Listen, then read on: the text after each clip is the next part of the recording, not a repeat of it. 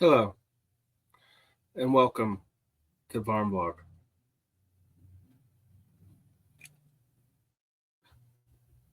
I was reading Jin Pan's Substack, and I'll link it in the video, about her de-radicalization from burning.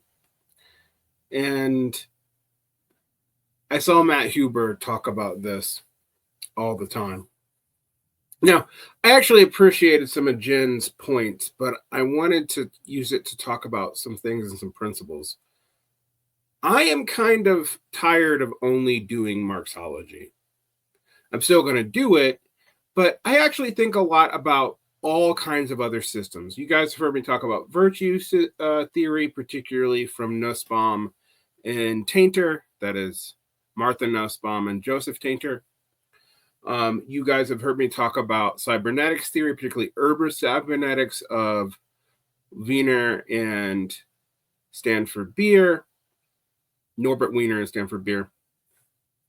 And I have criticisms of Norbert Wiener and Stanford Beer as well, and I haven't gone there as much lately. I thought it was over-relied upon in too simple of a way by a lot of socialists in the late teens.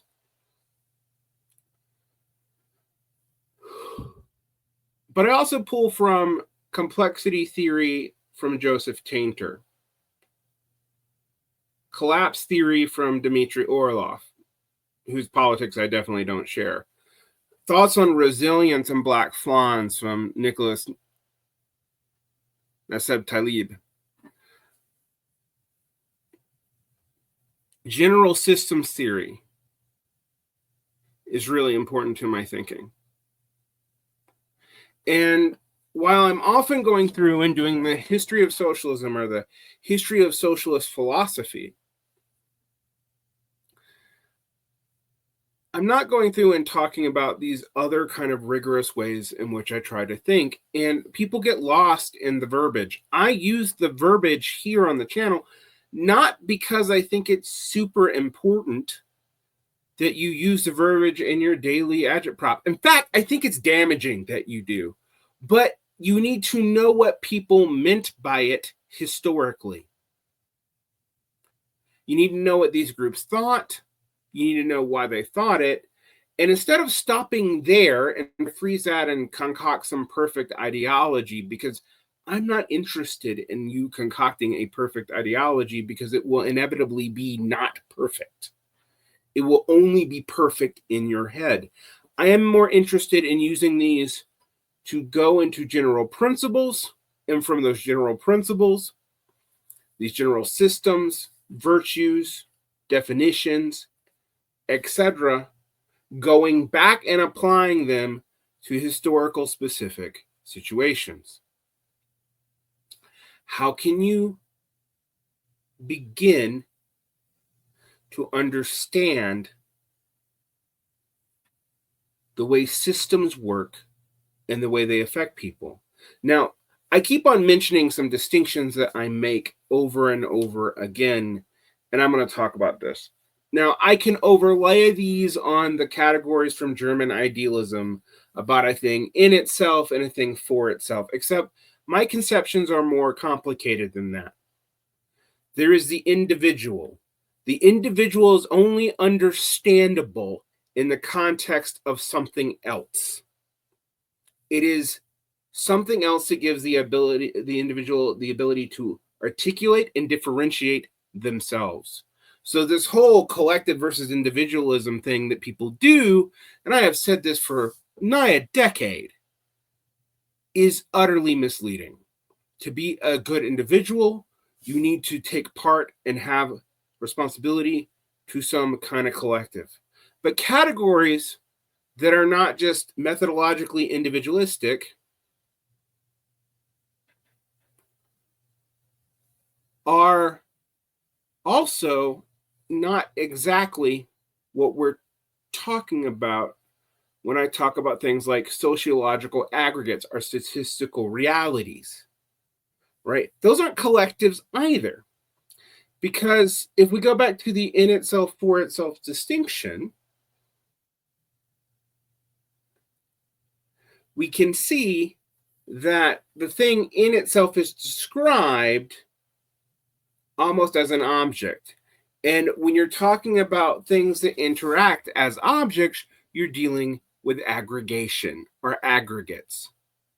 Now, you might say, well, collective is the same word as aggregate, and sometimes it is, but we're going to give it a special definition here for politics and for understanding sociology, where collectives do a couple of different things. One, a collective is your image of what something does. It's your image of the norms that emerge from a category. What does the working class look like in your head?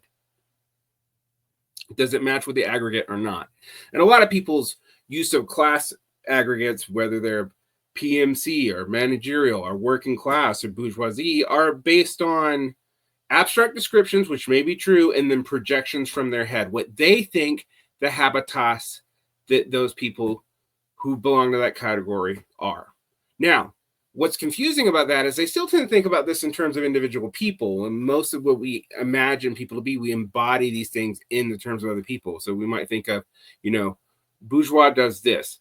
That is still actually a fallacious way of thinking.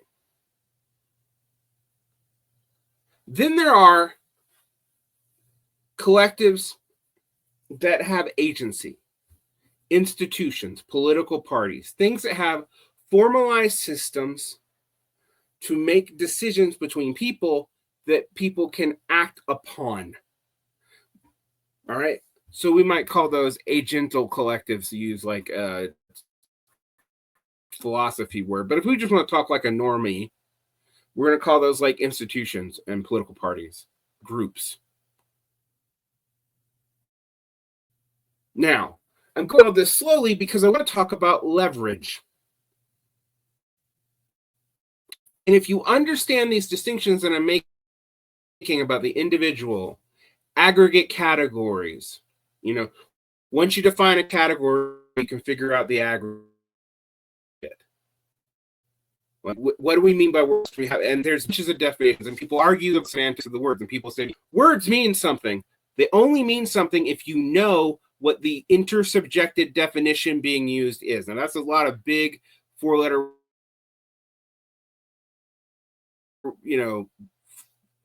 4-cent words. I'll give you some penny words. People must agree on the meaning of a word for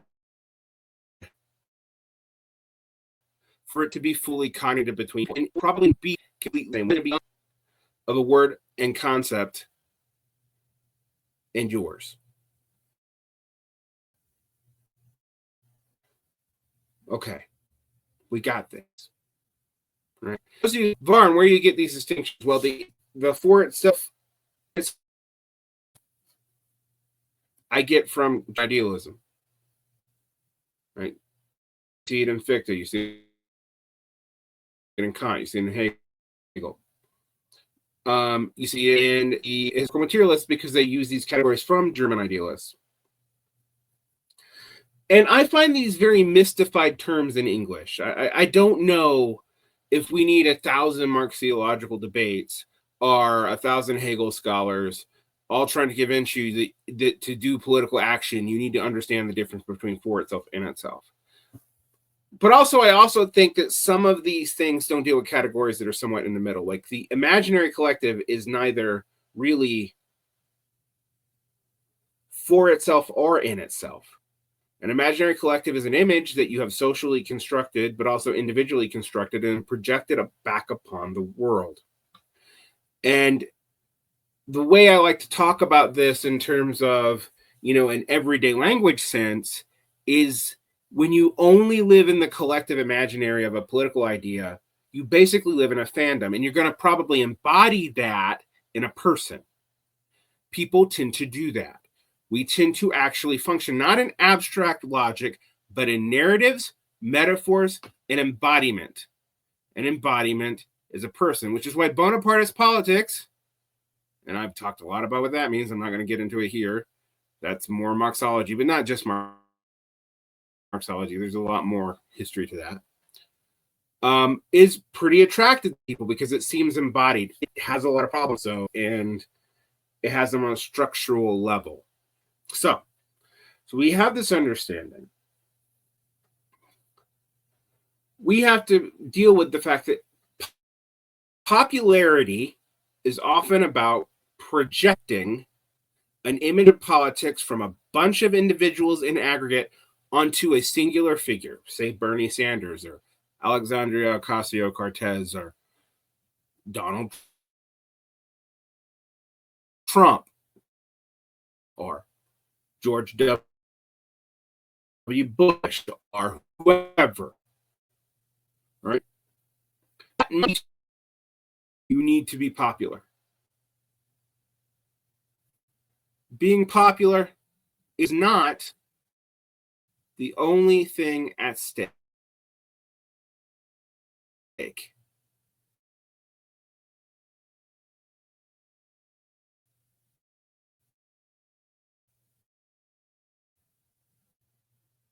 And for this, I'm going to go back to what I mentioned about my debate. This is a very friendly debate with Matt Huber about Jim Penn's point. Now, I'm going to pull this up so you can see it. I'm not going to read the whole thing. This is not a radical engagements episode. I'm just going to read a selection here.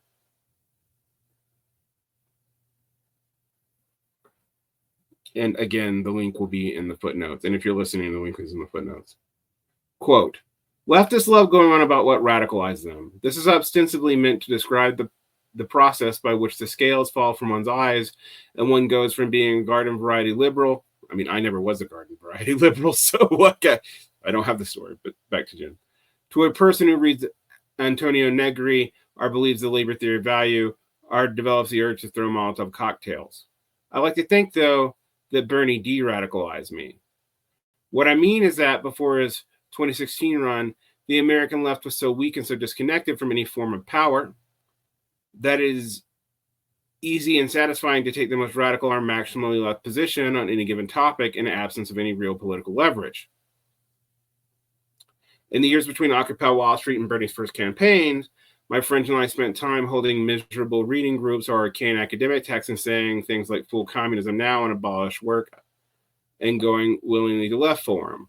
We felt militant and pious musings about armed insurrections and fetishizing marginality. The more marginalized a group or identity or belief was, the more you had to fixate on it, obviously. And the fact that none of this went anywhere was just further confirmation of how righteous it was, because anything that the general public found agreeable had clearly already been corrupted by capitalism. Asterisk. This is a pretty common complaint.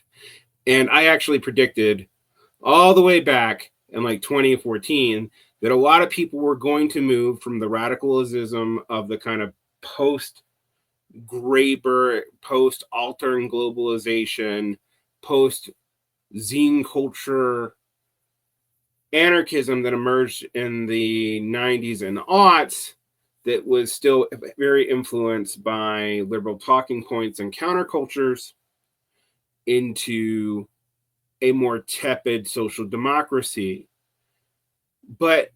And I actually wouldn't say that social democracy was inherently bad. When I talk about strident principles and programs, it is not just the fact that they are maximalist that is the point. What Jen is describing is costly signaling in a subculture, just like you would with religion. You are signaling you belong to a group by using its vocabulary, by alienating yourself, and by walling off other influences. You see this, frankly, in high demand religious groups, or as normies call them, cults.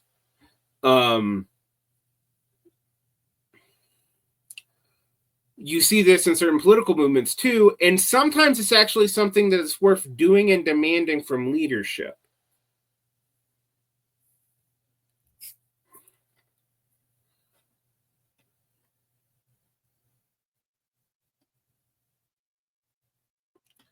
But this is not really the only thing at stake. See, I'm implying here that Jen's talk about de-radicalization and going out to the people versus the radical beginnings of a movement. And I think basically, if you study religious movements or if you study most social movements that begin and what I've often called modal politics. Modal here is a reference to logic. It means outside the standard norm. You're using a different set of logics. The marginalized and people who costly signal to the marginalized are often the people who make up marginal political groups. And then as they grow, they have to make compromises to form a program, a mass line, a set of dogmas that are possibly beholdable, etc. Like, this is a general tendency. It is not just a general tendency under capital, although there's certain specific things that happen in capitalist economies that also exacerbate this, like branding and niche communications and specific marketing. But you can see this throughout the history of literate cultures. And the reason why I just limit it to literate is we don't know what kind of costly settling all non-literate cultures did unless we have archaeological evidence and it was inscribed on their personage or on rock, in some way.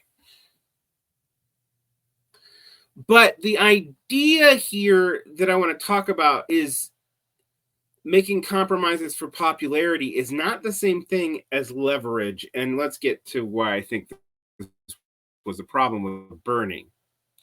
Whether we understood it at the time or not, and we largely didn't, we were in our 20s and therefore idiots. I mean, I was in my 30s at this time and watching a lot of this. So, and I was probably an idiot too.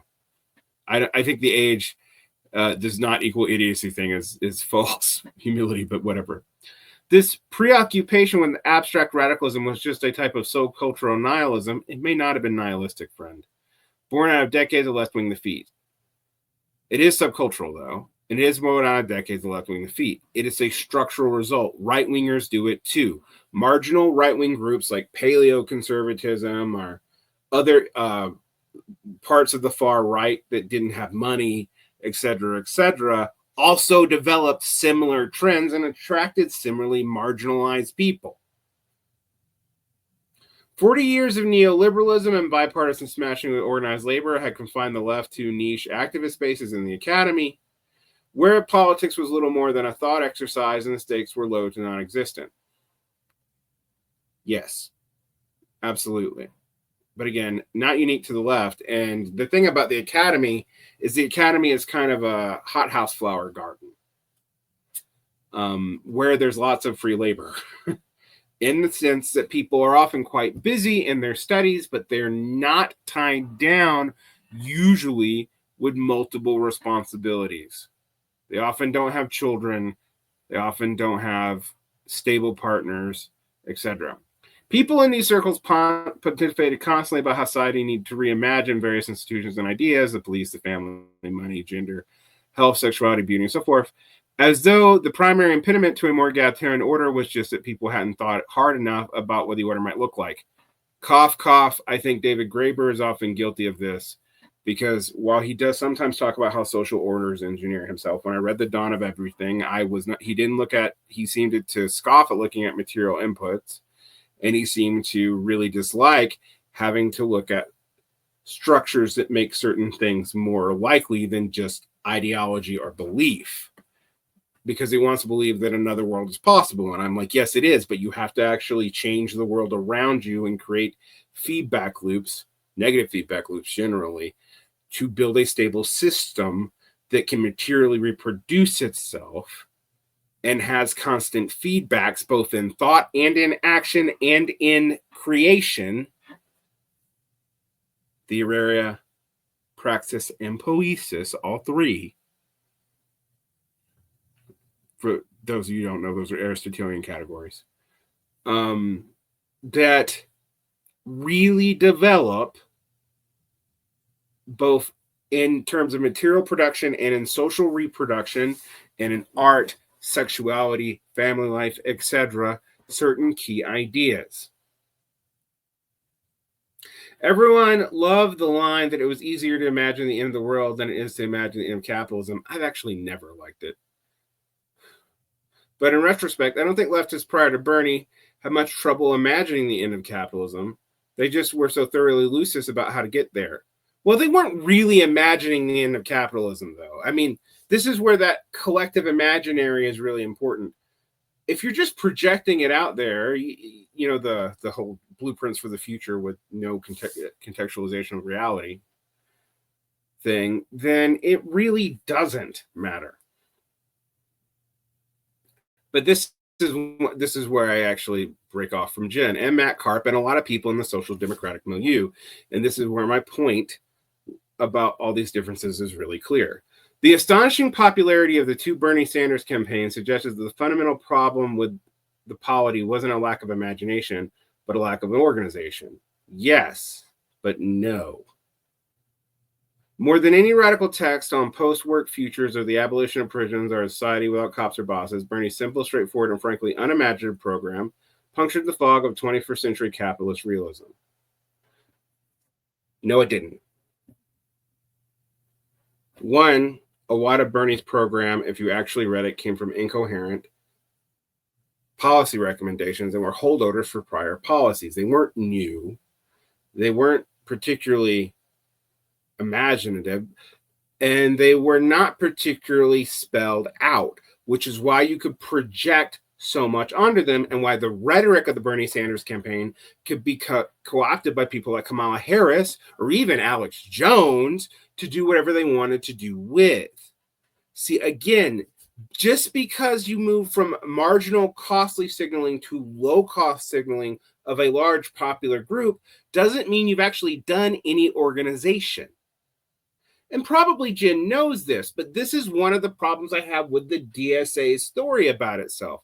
All these radicals who were swept up in the vapors of their 20s, who in their late 20s become burden wilderness because they saw something popular that was counter systemic, are really stern at that politics, which isn't really counter systemic. I need to do a whole video on that. I'll get to that eventually. But they're still dealing with the same kind of collective imaginary that doesn't really have leverage over other institutions to build a political group. Here, leftists might grouse that Bernie's platform is still capitalism or just social democracy. And while that's technically true, it's also beside the point. If you're scoffing at social democracy, if we're in any danger of social democracy reducing the population in complacency in a country that can't even seem to sustain a permanently expanded child tax credit, I'm sorry, but you have not gotten a grip. But neither have you. You still don't have a permanent child tax credit either. And Bernie got you no closer to getting it. And why is that? I'm going to stop here. It's because Bernie didn't have leverage in the party, and you did not build the institutions beyond the DSA to hold candidates accountable to any kind of program and have any kind of deliberation that was not still signaling. Matt Karp put it in 2020 in this article. Bernie lost, but over 5 years, he gave the feeble American less a precious gift, a common program based on ambitions, universal economic demands, Medicare for all, college for all, jobs for all, and a common politics based on fierce rejection of billionaire class rule. All those things are not programmatic anything. They're still vague. They're useful. Those things are useful, but they're rhetorically useful. If you cannot seize them quickly and define them in action that is practicable, what you are actually doing is saving the status quo. And by 2020, Bernie not just lost, he capitulated and joined the party. And in the Biden administration, he got very little for it. He did get some things in the National Labor Relations Board, but not enough. And that became very problematic during the railway strikes and the fact that the law still has blatant loopholes going all the way back to the 1930s that still can't be dealt with in any systemic way. Popularity is not leverage. Simple statements that are slogans are not actually clarity of vision or polity. And yes, we know boring policy doesn't motivate people. I know that too. A story motivates people, or an image, or even a slogan. But all these can be dangerous if you don't enact them very quickly, because those slogans are recuperable and hollowing out. And so this part of this program confuses leverage for popularity. Because what Bernie could not do was build enough programs and institutions to counter well-funded, established democratic policy institutions, nor, even when given key positions, did he have enough senators and congresspeople on his side to really leverage much, even when he had control of things like the Senate Finance Committee. And if you can't use leverage because it's too costly to do so, then you don't have leverage. To have leverage, you can actually attack opponents within your system, within your own party. You can set the tone. Both Bernie and Trump were thermostatic, seemingly counter-systemic figures, although neither one of them are truly counter-systemic. But Trump built leverage. The ability to primary people in his party, the ability to use his base, the ability to obstruct. That's leverage. It is not just popularity or prematurely offering someone basic things that give people a program. The DSA grew to almost 100,000 people over that, and then very quickly, within 2 years, lost between a fourth and a third of those people to internal bickering about what all those things mean, because when their party was in power, the squad didn't have the leverage to do anything that was not in the main agenda of the people who did have that leverage. Popularity by itself does not equal leverage. There are people you have never heard of in the Democrat and Republican parties that have way more leverage than people who are massively popular. And Democrats actually seem to mistake this over and over again, and also forget that national popularity is not regional popularity. And that regional popularity is not national popularity. How many times did Democrats run Beto at work? Now you might go, well, that's not the left. And you're right, it's not. But this is the same kind of logic. This is where game theory really helps you. The left has no alternative in the Democratic Party, and it has no leverage because it has no alternative. It is unlikely to leave. The costs of leaving are seen as catastrophic. It is unlikely to obstruct because the cost of obstructing is seen as catastrophic, and they have nowhere else to go. So the obstruction is actually kind of a false threat. You want to go back to being weirdos at college parties again, or you want to do another long march to the academy? It's not going to work. It is very simple. Popularity without leverage is just a collective imaginary. One that basically breaks down into fandoms. Simple slogans and unimaginative politics are very interesting, but they don't necessarily go anywhere. Now, I'm not here to criticize Jen. I actually think this is kind of a smart realization, although somewhat I hear constant from the center and right, in quotation marks, of the DSA.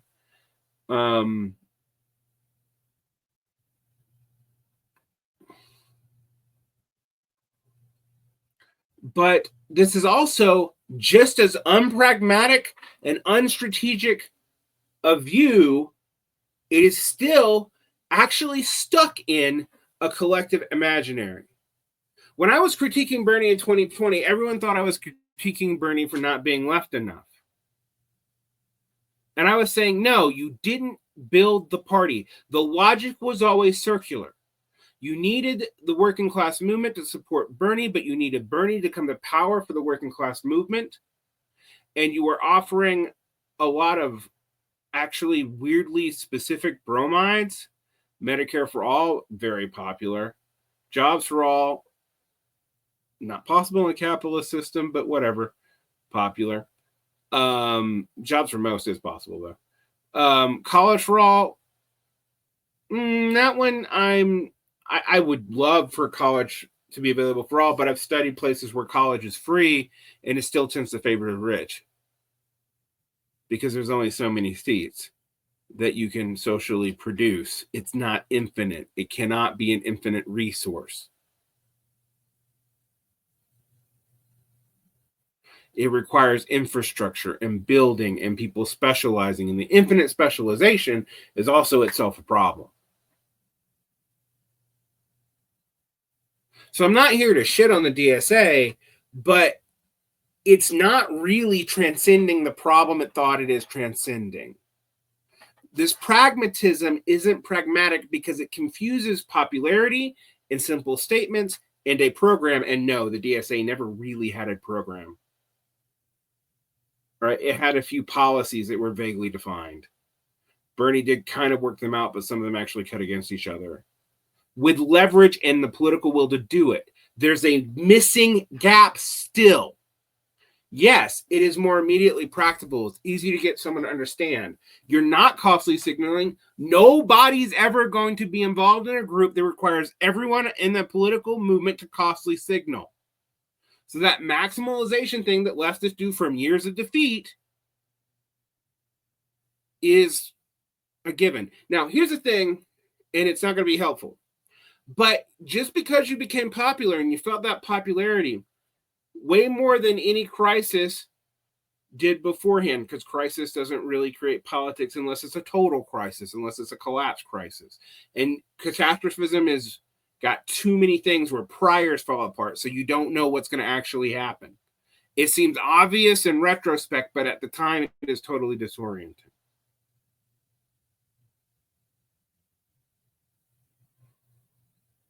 I am a radical.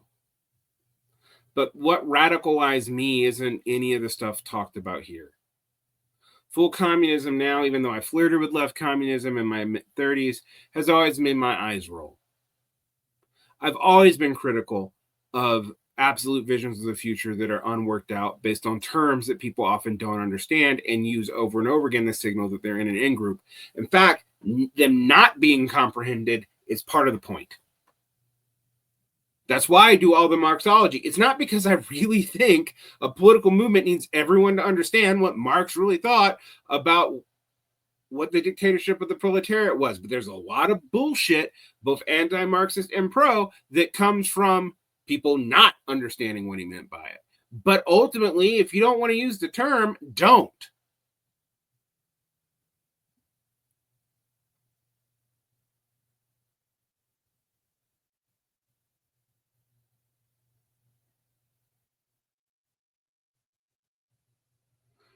And, you know, Freddie DeBoer had an interesting comment, and Freddie and I are longtime interlocutors. I have followed him since before he had a famous Substack. And he has this on the thing. I'll show it to you.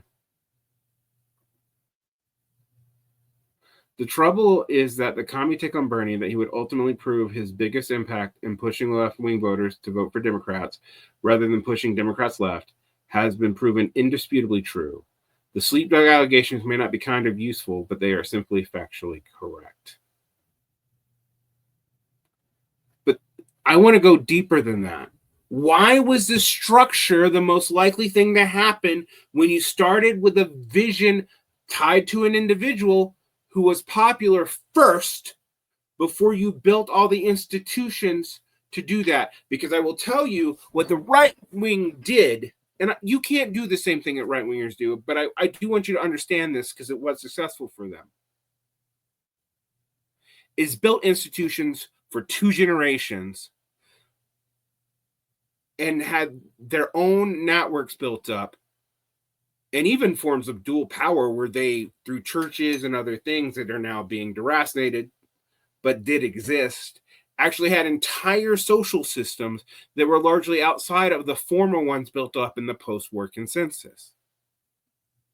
Now, I can talk about this going all the way back to like 11th century Europe and the fall of Catholic education and the beginning of the, quote, Renaissance in the early modern period and humanist independent scholars outside of the church, which eventually led to the Reformation. I can talk about how that led to new kingdoms expanding not just into Europe, but outward into the world and building empires. It was actually the people on the periphery of Christendom that actually dominated at first. The imperial outgrowth of Europe, France came to it rather late. Germany came to it rather late. Italy came to it rather late. And they also, in the case of Italy and Germany, didn't even unify until the late 19th century. And if you, instead of trying to like argue these general principles like this, and you go and look at what leverage is and how you build it, regardless of your politics. Now, there's stuff I talk about, like keeping political institutions relatively egalitarian, having hierarchy be recallable and low. These things are important, but you have to build that. You can't just dream it up, nor can you hope that just because those things are popular, that the popularity will make them exist.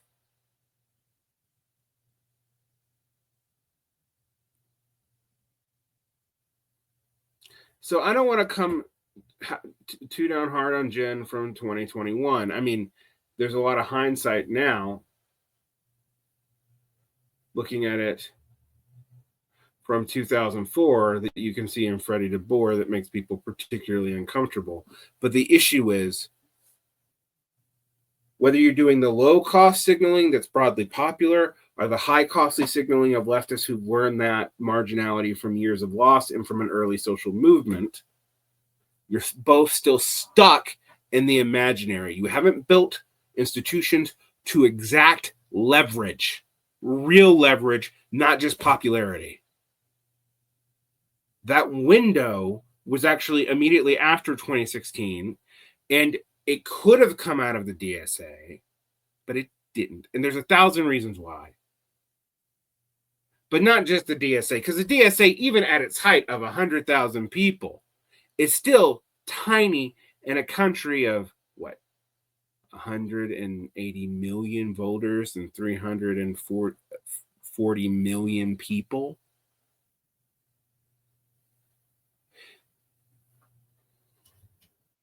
Those kind of advocacy groups can get up to 100,000 in the United States, can come and go and really quick, and they historically do. They seem counter-systemic, but they're actually thermostatic. Counter-systemic movements are aimed to destroy a system. You're living through one. It's going to throw all your priors off, actually. Thermostatic politics just tells you how satisfied or not people are. Who can leverage that popularity or dissatisfaction is who has institutions for leverage. Now, there's a reason we can talk about negative partisanship. We can talk about when negative partisanship is easy, why politicians like being in the opposition because they don't have to build anything, why, and they can hide all kinds of stuff through projections and popularity, dealing on people's discontent. But unless you build stuff, you're going to be stuck with demagoguery, and the demagogues are going to build whatever the fuck they want.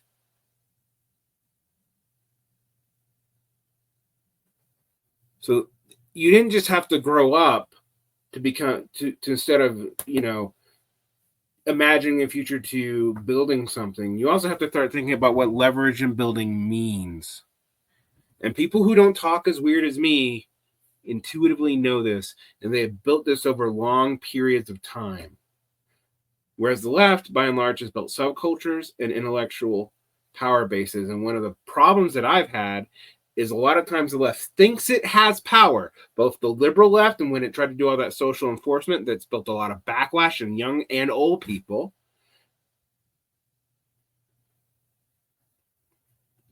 And people who don't. Now, there's a lot of limits to building these systems because, frankly, most people are too specialized, and that's where complexity comes in, but that's a different show. I hope this helps you understand why I'm thinking in systems.